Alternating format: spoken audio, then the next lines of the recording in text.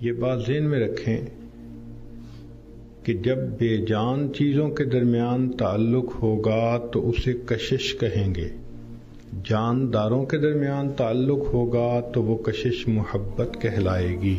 چنانچہ بے جان چیزیں بھی اپنی طرف کھینچتی ہیں، زمین اپنی طرف کھینچتی ہے، اس لیے درخت سے پھل زمین پہ گرتے ہیں۔ اس کو سائنس کی زبان میں گریویٹیشنل فورس کہتے ہیں۔ تو یوں سمجھیے کہ اللہ رب العزت نے لوہے اور مقناطیس کے درمیان محبت رکھ دی ہے۔ نباتات میں بھی ایک دوسرے کے ساتھ محبت، چنانچہ سائنس نے ثابت کر دیا کہ بعض پودے میل ہوتے ہیں اور بعض فیمیل ہوتے ہیں۔ میل پودے سے پولن اڑ کے جاتا ہے اور فیمیل پودا اس پولن کو لے لیتا ہے اور اس کے اندر پھل اور پھول بن جاتا ہے۔ گویا ان کے درمیان بھی خاص کشش ہوئی۔ اس کے بعد حیوانات، ان کے درمیان بھی یہ محبت ہوتی ہے۔ مثال کے طور پر اللہ رب العزت نے مچھلی کو پانی کے ساتھ محبت عطا کر دی۔ مچھلی پانی کے بغیر رہ ہی نہیں سکتی، مقولہ بن گیا۔ مومن مسجد میں آ کر ایسے پرسکون ہو جاتا ہے جیسے کہ مچھلی پانی میں آ کر پرسکون ہو جاتی ہے۔ تو اللہ رب العزت نے رحمت کے 100 حصے کیے، ایک حصہ ساری دنیا کی انسانوں میں، حیوانوں میں، چرندوں پرندوں میں تقسیم کیا گیا۔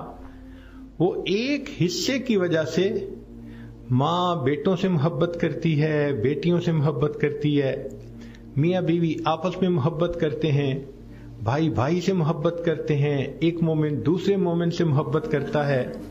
یہ مچھلیوں کی یہ سب محبتیں جتنی بھی مخلوق میں نظر آتی ہیں، یہ اس 1% محبت کے چھوٹے چھوٹے حصے ہیں جو اللہ نے بندوں میں تقسیم کر دیے۔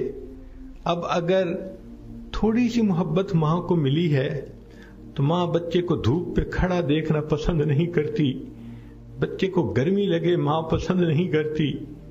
تو سوچئے تو صحیح کہ جس پروردگار کے پاس 100 حصے رحمت کے موجود ہیں، حدیث پاک میں آتا ہے اللہ تعالیٰ قیامت کے دن ان 99 حصوں کا اظہار فرمائے گا۔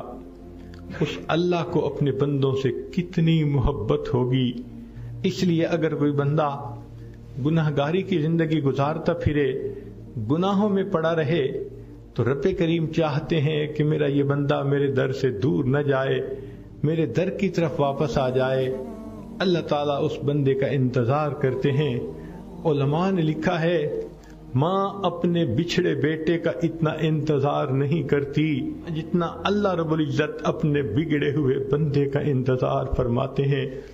حدیث پاک میں بتلایا کہ ایک آدمی اونٹنی پہ سفر کر رہا تھا، اونٹنی کے اوپر کھانے پینے کا سامان تھا، صحرا کا سفر تھا۔ ایک جگہ پر وہ تھوڑی دیر آرام کے لیے رکا، نیند آ گئی، آنکھ کھلی تو دیکھا کہ اونٹنی غائب ہے۔ بڑی ڈھونڈنے کی کوشش کی، اونٹنی نہیں ملی، حتیٰ کہ اس کو یقین ہو گیا کہ اس صحرا کے اندر میں ایڑیاں رگڑ رگڑ کر مر جاؤں گا، ڈی ہائیڈریشن میری ہو جائے گی، نہ کھانے کی کوئی چیز ہے نہ پینے کی ہے، پیدل چل کے میں صحرا کو عبور کر نہیں سکتا۔ اب اسی غم اور پریشانی میں اس کی جو آنکھ تھوڑی دیر کے لیے لگی تو اس نے جب آنکھ کھولی دیکھا کہ وہ اونٹنی اپنے ساز و سامان کے ساتھ کھڑی ہے، تو خوشی میں اس کی زبان سے یہ لفظ نکلے، اللہ میں تیرا اللہ، تو میرا بندہ۔ حدیث پاک میں آتا ہے کہ خوشی اتنی تھی کہ وہ الٹی بات کر گیا، کہنا چاہتا تھا تو میرا اللہ، میں تیرا بندہ۔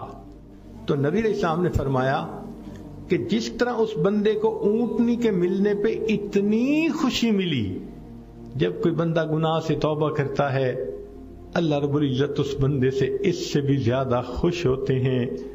تو آج کی اس مجلس میں ہمیں چاہیے ہم نے جتنے بھی گناہ کیے ہم اللہ رب العزت کے دروازے پہ آ جائیں اور اللہ سے اپنے گناہوں کی معافی مانگ لیں.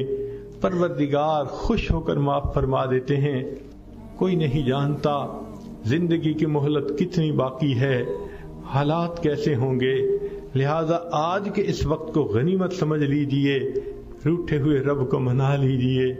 اے پروردگار عالم، بہت خطائیں ہوئیں، بہت گناہ ہوئے. اللہ ہم نے آپ کے حکم کو توڑا، آپ کے حبیب صلی اللہ علیہ وسلم کی سنتوں سے منہ موڑا، ہم بھولے رہے. آج اس بات کا احساس ہوا. اللہ آپ کے دروازے پر آئے بیٹھے ہیں. اللہ ہمیں خالی نہ لوٹا دینا. میرے مولا ہمیں عزتوں کی زندگی عطا کر دینا اور آئندہ اپنے مقبول بندوں کی فہرست میں شامل فرما لینا اور قیامت کے دن سرخروئی کی زندگی نصیب فرما دینا. وآخر دعوانا ان الحمد للہ رب العالمین. Today is the day that everything changes, one way or another. لا إله إلا الله محمد رسول الله عليه صلاة الله وآله والأحبة. لا إله إلا الله محمد رسول الله عليه صلاة الله وآله